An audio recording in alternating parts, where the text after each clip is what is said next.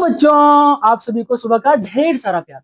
मैं हूं जयकांत शर्मा और आप देख रहे हैं अपना यूट्यूब चैनल एजुकेशन फैक्ट्री। बच्चों, मुझे उम्मीद है कि सारे बच्चों की तैयारी बिल्कुल बेहतर ढंग से हो पा रही है। आपकी तैयारी और बेहतर हो, इसीलिए मैंने कक्षा 12वीं के सबसे पहले दमदार चैप्टर को उठाया।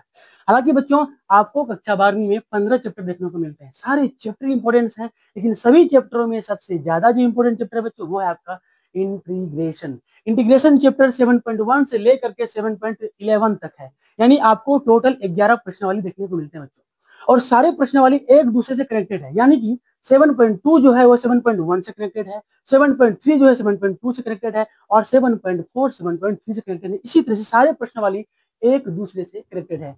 मैं पीऊंगा पानी और करूंगा स्टार्ट। आप वीडियो के लास्ट तक बने रहिए, आपकी तैयारी बिल्कुल दमदार होने वाली है। चलिए तो करते हैं क्लास को स्टार्ट। बच्चों, हमने सबसे पहला 7.1 में जो उदाहरण नंबर 1 है बच्चों, उसमें आपको 3 प्रश्न देखने को मिलते हैं। हम लोग वो सारे तीनों प्रश्नों को हल करने का प्रयास करेंगे। वीडियो को बच्चों, यहाँ आपको उदाहरण नंबर 1 में 3 प्रश्न देखने को मिलते हैं।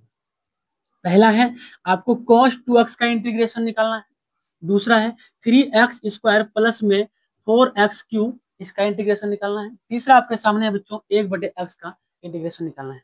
तो इंटीग्रेशन निकालते समय बच्चों आप एक बातों का ध्यान रखेंगे कि x के आगे जो डिजिट्स होगा आप उसको सबसे पहले बटे के फॉर्म में लिख देंगे। चलिए हम 1 नंबर का प्रश्न बनाते हैं।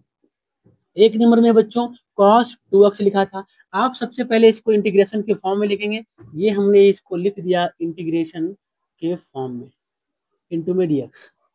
इंटीग्रेशन के फॉर्म में लिखने के बाद बच्चों आप अगर यहाँ पर देखें तो cos x इंटू dx का इंटीग्रेशन जो होता है वो होता है sin x।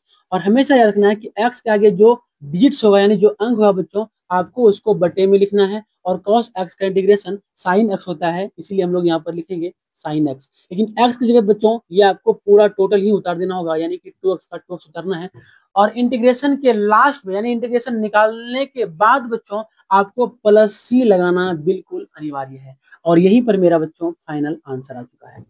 आपके सामने दूसरा प्रश्न है। प्रश्न नंबर 2 में है आपका 3x स्क्वायर प्लस में 4x क्यूब, इसका इंटीग्रेशन निकालना है बच्चों। सबसे पहले इसको इंटीग्रेशन के फॉर्म में लिखेंगे। इसको हम लोग आई पढ़ते हैं बच्चों। और ये जो आप इस तरह से नाक देख रहे हैं, इसी को हम लोग इंटीग्रेशन बोलते हैं। तो बच्चों आपको सबसे पहले इंटीग्रेशन के फॉर्म में उतार देना है। हमने उतार दिया। अब एक चीज बच्चों हमेशा याद रखिए, इंटीग्रेशन कहता है कि मल्टीप्लाई और हमको डिवाइडेड से सख्त नफरत है। आप उसको हमेशा जोड़े घटाव के फॉर्म में लाने का प्रयास करेंगे। और जब जोड़े घटाव के फॉर्म में आ जाएगा बच्चों, तो आप वहां पर अलग अलग इंटीग्रेशन निकालेंगे, यानी कि अलग अलग लगाएंगे इंटीग्रेशन। यहाँ पर 3x स्क्वायर पर अलग इंटीग्रेशन लगेगा बच्चों, 4x क्यूब पर अलग इंटीग्रेशन लगेगा। उसके बाद हम लोग का फाइनल आंसर आ जाएगा। जैसे हम लोग यहाँ पर करेंगे 3x स्क्वायर पर अलग इंटीग्रेशन लगा दिए हम लोग, फिर प्लस का प्लस उतार दिए, फिर इस पे अलग इंटीग्रेशन लगाएंगे और dx का dx उतार दिए। बच्चों एक चीज हमेशा रखना है कि अगर x पावर कोई अंक है, उसमें आपको एक जोड़ करके जितना अंक आएगा बच्चों उसी से आपको डिवाइडेड भी कर देने हैं। यानी ये कांस्टेंट 3 था, इसको सबसे पहले हम लोग बाहर करेंगे। x पावर यहाँ पर 2 लिखा है बच्चों, यानी x में अगर 2 में अगर हम लोग 1 को जोड़ेंगे तो x पावर मेरा 3 हो जाएगा। और यही 3 को हम लोग डिवाइड में भी लिख देंगे। प्लस है बच्चों तो प्लस उतार देंगे। अब यहाँ पर 4 जो मेरा वो कांस्टेंट होता है, इसीलिए इसको हम लोग बाहर लिखेंगे। और x पावर 3 है, इसमें 1 जोड़ेंगे तो मेरा x पावर बच्चों 4 जाएगा। और यही 4 को बटे में हम लोग लिख देंगे बच्चों। और लास्ट में आपको सी का सी उतार देना है। अगर आप यहाँ पर देखें, ये 3 3 कट रहा था बच्चों, 4 4 भी कट रहा था। अब जो बच्चा मेरा वो मेरा फाइनल आंसर आ चुका है।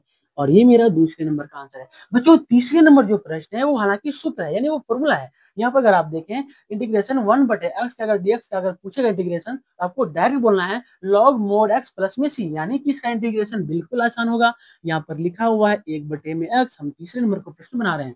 आपको i के बराबर लिखना है, इंटीग्रेशन लगाना है बच्चों, और dx का dx उतार देना है। इसके जगह पे डायरेक्ट आपको लिखना है log mod x प्लस में c, यानी ये हमसे फॉर्मूला पूछ लिया बच्चों। बच्चों अभी हमने इस वीडियो में 3 प्रश्नों को सिखाया। नेक्स्ट वीडियो में बच्चों हम लोग 7.1 का उदाहरण नंबर 2 को हल करेंगे। अगर आपको वीडियो पसंद आए तो हमसे आप ऑफलाइन भी जुड़ सकते हैं बच्चों। ऑफलाइन जुड़ने के लिए मेरा कॉन्टेक्ट नंबर होगा बच्चों 7488559108। मेरा अस्थायी पता होगा कोचिंग का सखुआ चौक शिव मंदिर के जस्ट सामने। वहां पर आप हमसे ऑफलाइन मिल सकते हैं और आप बेहतर रिजल्ट के लिए मनोकामना भी कर सकते हैं। Thanks for watching.